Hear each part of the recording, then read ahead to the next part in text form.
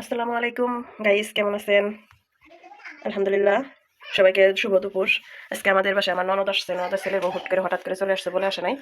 এই যে বাসায় যা ছিল তাই হঠাৎ আর কি, হঠাৎ বিরিয়ানি, এই গোশ, মুরগির গোশ ছিল, বিরিয়ানি মশলা, বিরিয়ানি চাউল ঠাউল, পোলাও চাউল ছিল, উপস্থিত যা ছিল তাই দিয়ে আজকে তাদের খাওয়াই দিই। আবার পরে রাত্রে থাকবে, তখন যাই হোক কিছু আয়োজন করা যাবে। এখন হঠাৎ যা আছে তাই দিয়ে বিরিয়ানি রান্না করতেছি। এগুলো ব্রয়লার মুরগি ছিল, ব্রয়লার মুরগির গোশ আর পোলাও চাউল দিয়ে পেঁয়াজকে কাটিয়ে রাখছি, এই পেরেস্তা করবো।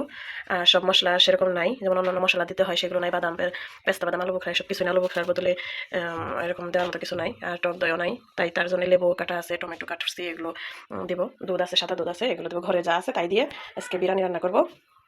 এই হলো আলু কাইটে, এরকম সাইজ করে কাইটে সুন্দর করে কেটে ওই সিদ্ধ করছি, এটা আর কি ভেজে লাল করে ফেলবো, লাল লাল কালার আসবে তখন নামাবো, নামানো এটা দেখাবো আপনাদের।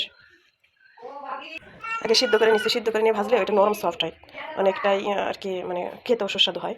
এই হলো আলুর বিষয়টা, এটা ভাজার পরে দেখাবো আপনাদের। এখন এই লেবুগুলো ভালো করে চিপিয়ে এই গোশের ভিতর দিয়ে দেবো। এই টক দইয়ের কাজ করে, লেবুটা এমনি টক দই দেওয়ার পরেও একটু দিলে পরে ভালো হয়, গোশটা ঝরঝরা থাকে আর কি, ভালো হয় আর কি। ভালো করে সব লেবুগুলো দেওয়া শেষ। এবার হলো মশলাটা দিয়ে কিছুক্ষণ মাখাইয়ে করে রাখবো। একটু টেস্টিং সল্ট দিলাম,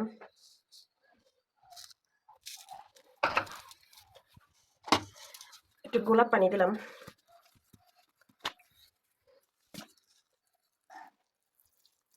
পরিমাণ মতন দিবেন সবাই। দিয়ে এটা ভালো করে, টক দই যেহেতু নাই, টক দইটা দিলে পরে অনেক ভালো হতো। অন্যান্য মশলা আমাদের নাই উপস্থিত, মানে ঘরোয়াভাবে আর কি, ঘরে যা মশলা আছে সব সেগুলো দিয়ে বিরিয়ানি রান্না করতেছে, সব মশলা দিতে পারিনি। ভালো করে মাখিয়ে এটা রেখে দেবো, পরে গোশ অন্যান্য মশলা দিয়ে গোশটা বোনা করতে হবে।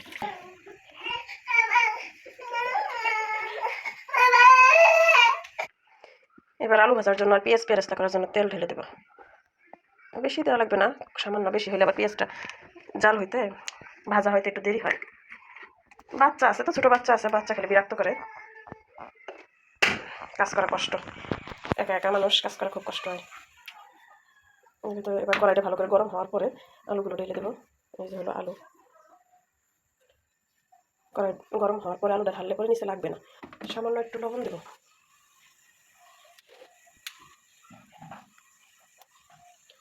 অল্প লবণ দিলাম, কড়াই ভিতরে লবণটা দিলাম যাতে করে নিচে না ধরে।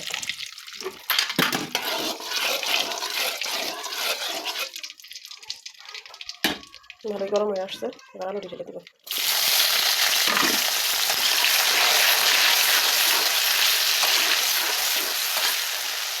আলুটা ঢাইকে ঢাইকে আর কি ভাজি করবো, ঢাইকে ঢাইকে ঢাইকে ভাজি করলে এই ভিতরটা অনেক নরম হয়, সফট হয়, আর উপরে আর কি শক্ত থাকে, আলুটা ভালো, মানে খেতে ভালো লাগে, স্বাদ লাগে। দেখি কেমন হলো। মাশাআল্লাহ, এটা ভাজা আসতেছে এখন আপাতত, এই দেখেন ব্রাউন কালার হচ্ছে, হালকা হালকা এই কালারটা আসবে। এমনি কিন্তু মশমশের মতো হচ্ছে উপরেটা, কিন্তু ভিতরে অনেক নরম, যেহেতু বিরিয়ানির গোশটা ভিতরেও আলুটা দেওয়া হবে, এই জন্য এর ভিতরে হলুদ মেশাবো না, কালার আসবে, তাহলে হলুদ দেয়নি। এভাবে ভাইবে, পরে কালারটা আসলে পরে লাল আর একটু কালার হবে, তারপর নামিয়ে ফেলবো। লাল হয়ে গেছে, এবার নামিয়ে ফেলবো, তেলটা ধরিয়ে নামিয়ে ফেলবো। এরকম হয়েছে, কালার আসছে খুব সুন্দর, বলছে সেটা বিরিয়ানির ভিতরে দিলে অনেক সুন্দর হয়, অনেক নরম সফট হয়, ভিতরে অনেক নরম, গরম অনেক, তো দেখানো যাচ্ছে না, তারপরে চেষ্টা করে একটু দেখানো, দেখো খুব সুন্দর। সবগুলো নামানো হয়ে গেছে, এবার পেঁয়াজগুলো পেরেস্তা করবো, পেঁয়াজটা ভেজে নেবো সুন্দর করে, সবগুলো দিয়ে নিই। বিরিয়ানি রান্না করতে গেলে পেঁয়াজটা একটু বেশি যদি পেরেস্তা বানানো যায়, আলাদা একটা স্বাদ আসে। মোটামুটি আছে পেঁয়াজ, ঘরে বেশি নাই তো, আর একটু দিলে ভালো হতো। এমনি বাটা দেওয়া হবে একটু আমার ভিতরে, এটাই হয়ে যাবে। পেঁয়াজ পেরেস্তাটা বেশি দিলে ভালো লাগে, স্বাদ আসে বিরিয়ানিতে। ভালো করে ভেজে নিই, এই যে পেঁয়াজটা আর একটু লাল হবে, ব্রাউন কালার হবে, তারপর পেঁয়াজটা নামিয়ে ফেলবো। পেঁয়াজটা পেস্টটা হয়ে গেছে, যেরকম কালার আসবে, দেখছেন কি সুন্দর লাগতেছে কালারটা। এবার হলো এর ভিতরে একটু তেল দিব, তেলটা দিয়ে গোশ বোনা করবো।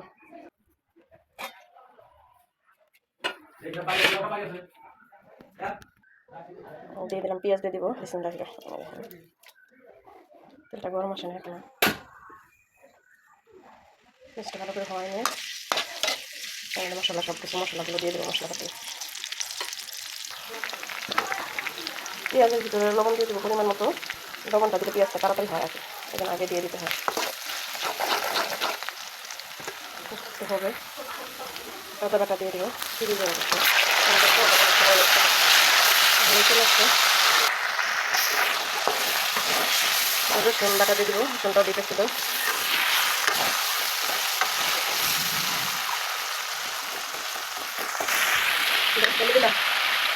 জিরের গুঁড়ো দেওয়া হলো, ধনিয়ার গুঁড়ো তো নাই, মশলা একটু বেশি দিলে সেটা ভালো হয়, যেহেতু নাই এই জন্য এটাকে স্কিপ করলাম। শুকনো মরিচের গুঁড়ো দেবো পরিমাণ মতো, যাই যেরকম খাই ঝালটা, আর একটু দাও বেশি কাঁচামরিচ দেবো তো বেশি হবে না। এবার ভালো করে কষাবো, এর সাথে টমেটোটাও দিয়ে দেবো। টমেটোটা একটু বোনা হলে গলে যাবে, মানে টমেটোটা আরাম থাকবে না, গলে যাবে, এই জন্য টমেটোটা বোনার ভিতরে দিয়ে দেবো। মশলার ভিতরে ব্লেন্ডার করে দিলে সবচেয়ে ভালো হয়, গোশের সাথে মাখিয়ে রেখে দিলে ম্যারিনেট করে আর রেখে দিলে একটু ভালো হয় 5-10 মিনিট আগে, যেমন তখন মশলা আর কি মাখিয়ে রেখে দিলাম সেরকম গোশটা মাখিয়ে রাখলাম যে সেরকম ভালো করে বোনা করবো। মশলাটা বোনা হলে গোশটা ঢেলে দেবো, গোশটা ঢেলে দিলাম। এর ভিতরে পানি দেওয়া লাগবে না, পানি যা পানি আছে এটা দিয়ে ভালো করে কষানো হয়ে যাবে। ভালো করে বোনা করে তারপরে দেখাচ্ছি আপনাদের। এই জায়গায় দেখেন পানি না দেওয়া তো কত পানি উঠে গেছে, টমেটোর দেওয়া হয়েছে তো, আর এমনি গোশে থেকে পানি ওঠে, সে পানি কত উঠে গেছে। এগুলো ভালো করে কষাতে কষাতে শুকাই যাবে, তারপরে আর কি নামাতে হয়ে যাবে আর কি। এই হলো আমাদের গোশ, বিরিয়ানির গোশ বোনা হচ্ছে। এদিকে যে গরম পানি মাইপে দিচ্ছি, গরম পানি হয়ে গেছে, গরম হয়ে গেছে, গোশটাও বোনা হয়ে গেছে, আর বোনা করা থাকবে না, যথেষ্ট পরিমাণ হয়ে গেছে। বুঝছেন, টমেটো দেওয়ার কারণে একটু কালারটা বেশি হয়ে গেছে। এখানে এটা নামিয়ে ফেলবো, আর বোনা করা থাকবে না। এবার হলো পাতিল দিয়ে দিলাম চুলোয়, এর মধ্যে চাল বোনা করবো। এটা ভালো করে শুকানোর পর তেল ঢেলে দেবো। তেল ঢেলে দিই এবার বিরিয়ানির পরিমাণ মতো।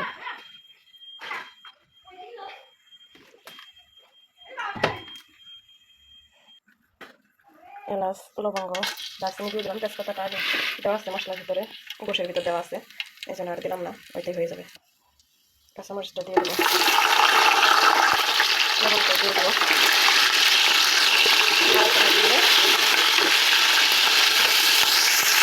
চাউল দিয়ে দেবো। চাল দেওয়ার পরে এবার ভালো করে মশলা দিয়ে চালটা ভালো করে বাদামি কালার চলে আসবে, চালটা একটু করে তখন আর পানি দিয়ে দেবো, ভুনতে থাকি। এই যে দেখেন চালটা সুন্দর ভাজা হয়েছে, ঝরঝরা হয়ে গেছে, চালটা ঝরঝরা হবে আর হালকা বাদামি আসবে, তখন চালটা ভাজা হবে। এবার পানি দিয়ে দেবো, পানিটা এবার দিয়ে দেবো, পানিটা দেওয়া হয়ে গেছে, সামান্য দিলেই হয়ে গেল। এবারে ঢেকে রাখবো সুন্দরভাবে। এই যে হলো আমাদের পেরেস্তাটা, পেরেস্তার ভিতরে একটু চিনি দিয়ে, যাই যেরকম খাইতে পছন্দ করেন, একটু মিষ্টি কেমন বিরিয়ানির ভিতর, এই পরিমাণ চিনি দিয়ে পেরেস্তাটা একটু মাখতে হবে।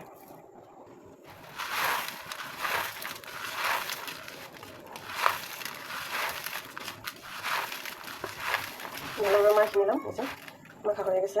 এবার এটা দিয়ে দেবো বিরিয়ানির ভিতর, দেখি কী অবস্থা দিই, দেখি এবার এটা কী অবস্থা। এই হলো পানি দেওয়ার পর বলটা এসে গেছে, এবার এর ভিতরে দুধ দিয়ে দিতে হবে, আর পেরেস্তা দেবো, গোশ দেবো, দেখাচ্ছি। এই যে পেরেস্তাটা দিলাম, ভেজে রাখা সেই আলু আমি দিয়ে দেবো, এই যে সেই দুধ দিয়ে দেবো,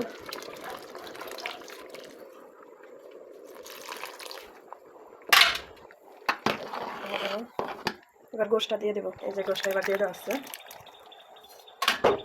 গোশটা মেশবে তো এখানে আগে একটু দিয়ে দিলাম, ভালো করে মিশায়ে এটা রাখতে হবে, ঢেকে রাখবো। এবার এই যে গাইস এই হলো অবস্থা, এখন বিরিয়ানি হয়ে আসছে, একটু নাড়া দিই। এই যে দেখেন একটু একটু শক্ত আছে, কিন্তু ঢেকে রাখবো, এখন নিচে হয়ে গেছে। দেখেন ফুটে গেছে, কোনো সমস্যা নেই, ঠিক আছে। আমাদের বাসায় আমার হাতের বিরিয়ানি আমার ননদরা, আমার ফ্যামিলির মানুষ সবাই খুব পছন্দ করে। এটা আর কি ভালোভাবে এইভাবে সুন্দর করে রেখে দেবো, একটু ঢেকে রাখবো কিছুক্ষণ, 5-10 মিনিট ঢেকে রাখার পরে এই যেটুকু বাকি আছে সেটুকু ফুটে যাবে। হ্যালো, আজকে আমাদের বিরিয়ানির রেসিপি ঘরে থাকার জিনিস দিয়ে, ঘরে যেগুলো আছে সেগুলো দিয়েই, দেখেন কি সুন্দর হয়েছে। অবশ্যই ইনশাআল্লাহ ভালোভাবে স্বাদ হবে, সবাই দেখবেন, ফলো করবেন, আর সবাই ট্রাই করবেন বাসায়। ঘরে থাকা জিনিস দিয়ে রান্না করলে বিরিয়ানিটা অনেক মজাই হয়, খারাপ হয় না। যত গুড় তত মিঠা, এগুলো দিয়ে আর কি ভালো হয়। এটা একটু তার চেয়ে একটু হালকা কম হয়, কিন্তু স্বাদ হয়, অনেক স্বাদ হয়। মাঝে মাঝে প্রায় বাচ্চা বায়না তুলে করে রান্না করে দেওয়া হয়, সবাই ভালো থাকবেন, সুস্থ থাকবেন। সো গাইস, সবাই ভালো থাকবেন, সুস্থ থাকবেন। সবাইকে দুপুরের শুভেচ্ছা রইল। Good afternoon. সবাই আমার ভিডিওটাকে দেখে সাবস্ক্রাইব, লাইক করে দিবেন। আর ফেসবুকে পেজ আছে আমার, ফলো করবেন প্লিজ। সবাইকে ধন্যবাদ। আল্লাহ হাফেজ। আসসালামু আলাইকুম।